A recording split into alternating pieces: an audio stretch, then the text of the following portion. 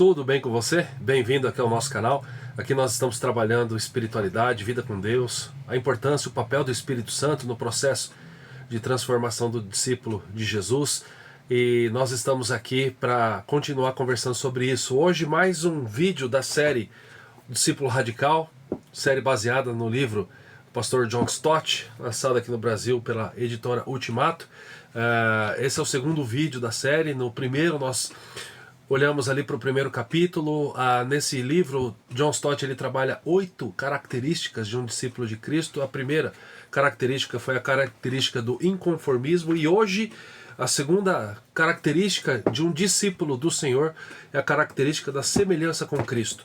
E eu sempre gosto de lembrar, sempre gosto de fazer uso de boa literatura, e a gente precisa lembrar, né, o papel do discípulo. Nesse pequeno livro aqui, A Formação de um Discípulo, Kate Phillips, ele diz algo fantástico. Ele diz assim: a comissão de Cristo, lembra lá de Mateus 28, versos 19 e 20, a comissão de Cristo para a sua igreja não era fazer convertidos, mas sim fazer discípulos. Então, por isso desse canal, por isso que nós estamos aqui conversando sobre esse assunto tão importante, assunto que muitas vezes tem sido tão grandemente negligenciado por muitos cristãos, que é o assunto do discipulado, né? E aí você pode me perguntar mais uma vez, mas o que significa ser discípulo? E no livro ele fala, no livro do Kate Phillips, eu vou ler aqui a definição dele, eu gosto muito dessa definição. Ele diz: discípulo é o aluno que aprende as palavras, os atos e o estilo de vida do seu mestre com a finalidade de ensinar outros.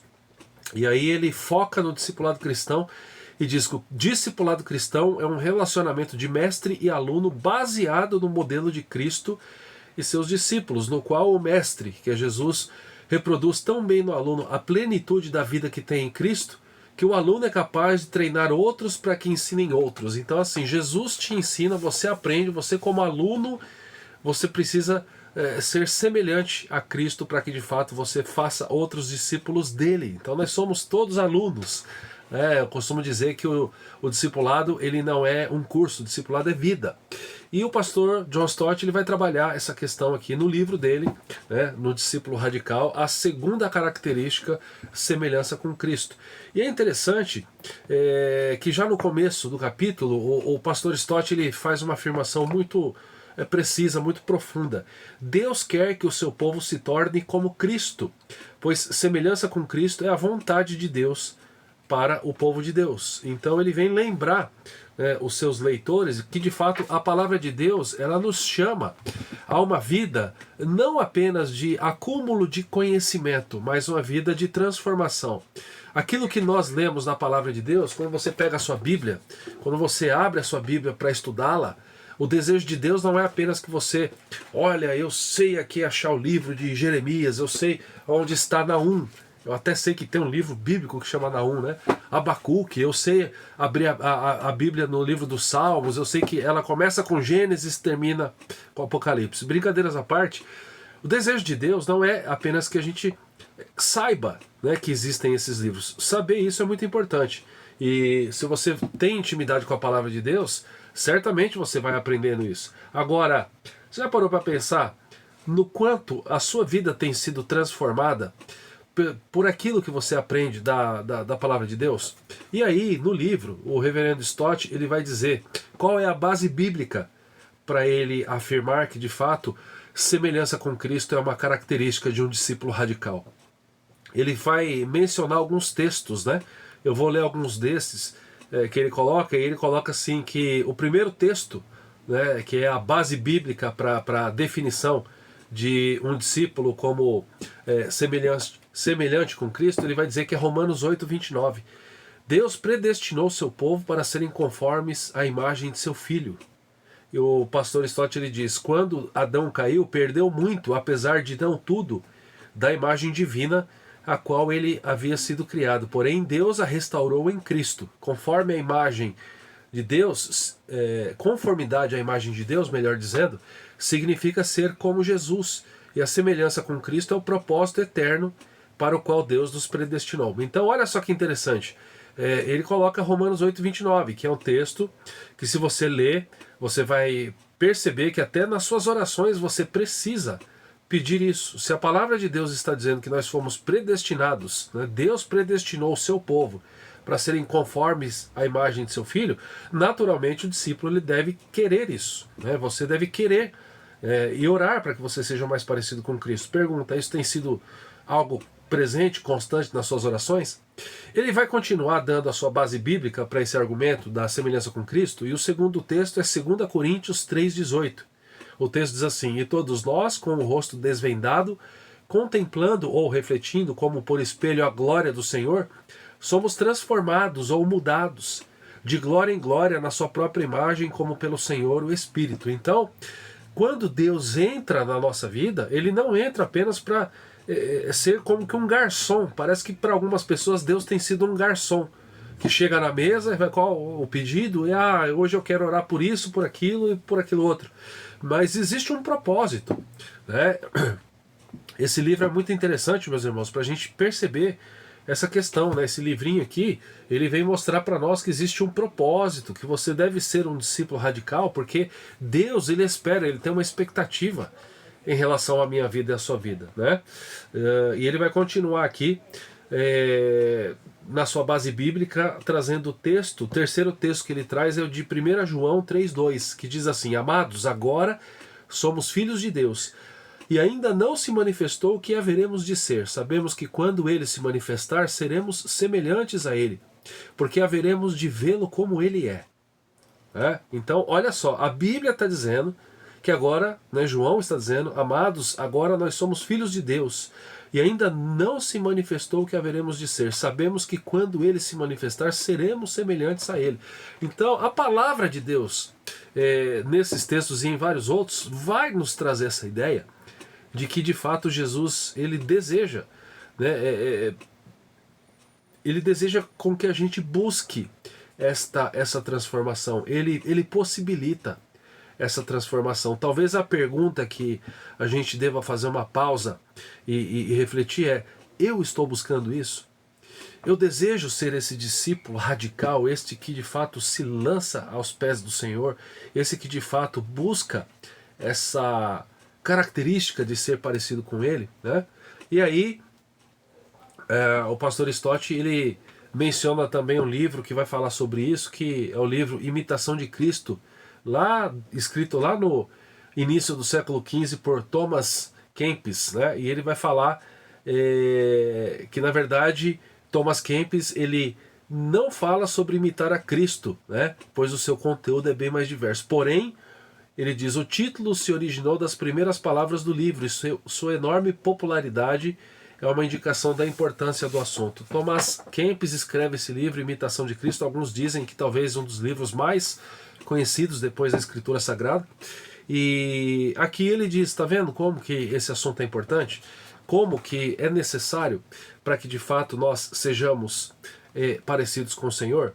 E aí, meus irmãos, ele vai continuar o restante do capítulo falando sobre semelhança com Cristo, e ele vai dizer sobre textos que estão no Novo Testamento que nos mostram áreas da nossa vida nas quais a gente precisa se submeter a Jesus, nas quais a gente precisa entregá-las a Deus, né, em Cristo Jesus, para que de fato nós sejamos mais parecidos com Ele. E ele diz assim: nós devemos ser como Cristo em algumas áreas. Ele coloca a primeira delas em sua encarnação. E ele faz uma pergunta: será que a encarnação foi um evento totalmente único e impossível de ser imitado? E ele vai responder, a resposta é sim e não. Sim, porque o Filho de Deus assumiu nossa humanidade para si mesmo em Jesus de Nazaré uma vez por todas e sem a necessidade de repetição. E ele diz não, porque todos nós somos chamados a seguir o exemplo de sua humildade. E aí, para explicar esse argumento, ele vai mencionar Paulo quando ele escreve aos Filipenses 2, de 5 a 8. Eu vou ler o texto, diz assim: tende em vós o mesmo sentimento que houve também em Cristo Jesus, pois ele, subsistindo em forma de Deus, não julgou como usurpação ser igual a Deus, antes a si mesmo se esvaziou, assumindo a forma de servo, tornando-se em semelhança dos homens, e reconhecido em figura humana, assim mesmo se humilhou, tornando-se obediente até a morte e morte de cruz. Então, a partir desse momento no capítulo, ele diz, olha, o que significa ser semelhante a Cristo? E ele não inventa coisa na cabeça dele, ele pega textos bíblicos. Então ele diz, em primeiro lugar, eu devo imitar a Cristo em sua encarnação. Em segundo, devemos imitar a Cristo no seu serviço, né? E aí ele diz o seguinte, que Jesus durante a ceia, né, olha lá, ele tirou a vestimenta de cima, cingiu-se com uma toalha, colocou água numa bacia e lavou os pés dos discípulos. E aí ele menciona o texto de João 13, 14 e 15, que diz assim, ora, se eu, sendo o Senhor e Mestre, vos lavei os pés, também vós deveis lavar os pés uns aos outros, porque eu vos dei o exemplo para que, como eu vos fiz, façais vós também. Você quer ter uma ideia de como é necessário, urgente e importante a gente estudar essa questão do discipulado? Muitas igrejas hoje pregam outras teologias. A teologia do coaching, onde o foco é a própria pessoa, o próprio sucesso. A teologia da prosperidade, que diz, venha para cá que você vai encher a sua carteira, a sua conta bancária de dinheiro, você vai ter tudo que o teu coração deseja, mas o Evangelho, ele mostra Jesus sendo exemplo no serviço, no servir. Em outro texto ele diz, eu não vim para ser servido, eu vim para servir e dar a vida por muitos, em resgate por muitos. Isso leva a gente para terceira característica, nós devemos ser como Cristo, né, na sua encarnação, no seu serviço, em terceiro lugar, em seu amor.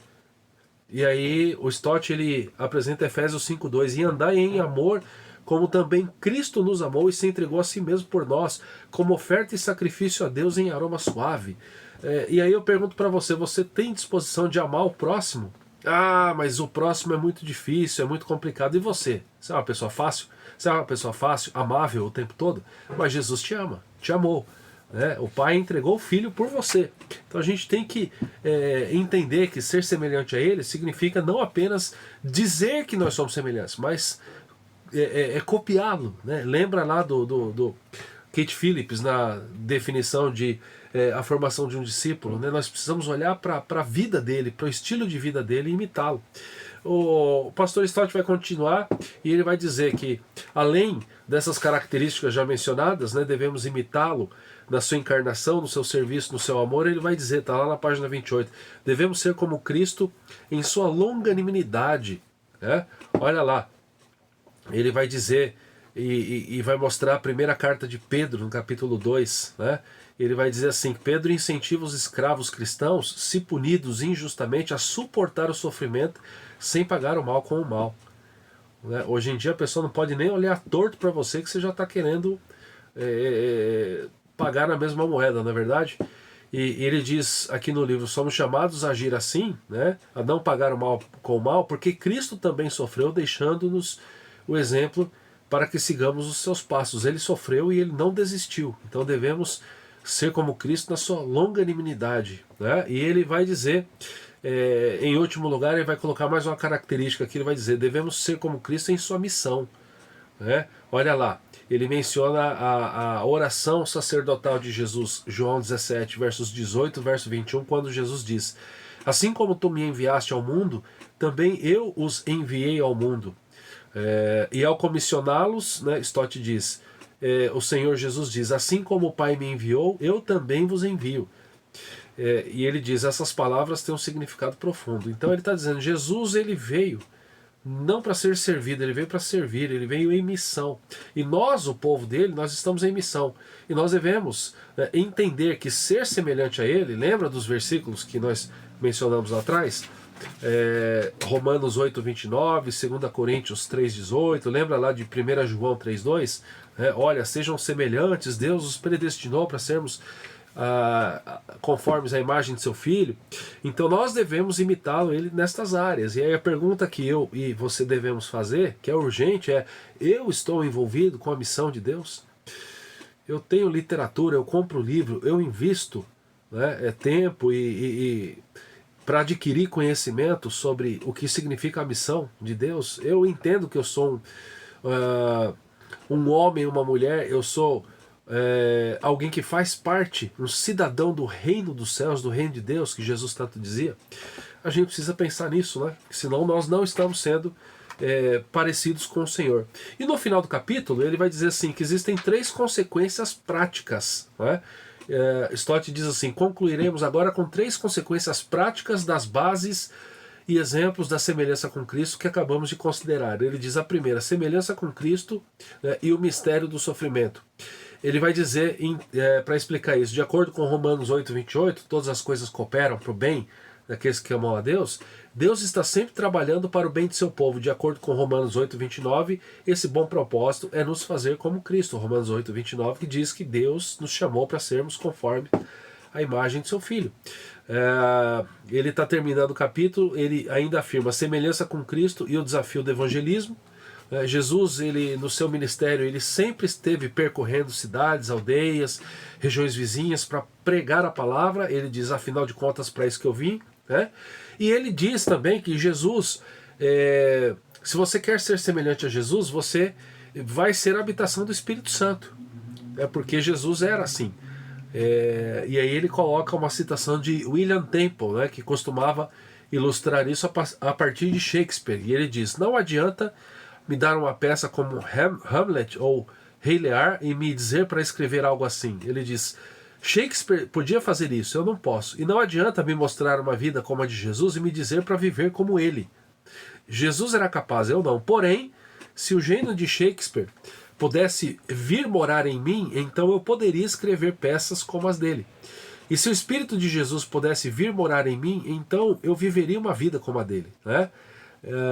Então olha só que interessante, e as últimas palavras do capítulo: o propósito de Deus é nos fazer como Cristo, e a forma como ele faz isso é nos enchendo com o seu Espírito Santo. Então, aqui na nossa caminhada, nós estamos estudando essa série para que a gente possa, né, entender que o discipulado é urgente, que ele é um processo no qual nós entregamos a vida, é um processo diário, é um processo onde eu tenho que buscar a vontade dele, buscar o fruto do Espírito, matar, mortificar os feitos da carne e entender, né, que a possibilidade de ser semelhante com Cristo não é porque eu vou imitá-lo a ponto de ser perfeito na minha imitação, mas é como ele menciona nessa frase de William Temple, né? Ele vem morar em mim e por isso ser semelhante a ele é capaz, né? É algo que ele proporciona, é algo que ele nos capacita a fazer. Jesus está conosco, então que ele continue te abençoando, que você continue aprendendo mais sobre Um Discípulo Radical, esse livro de John Stott aqui no nosso canal. Que Deus te abençoe.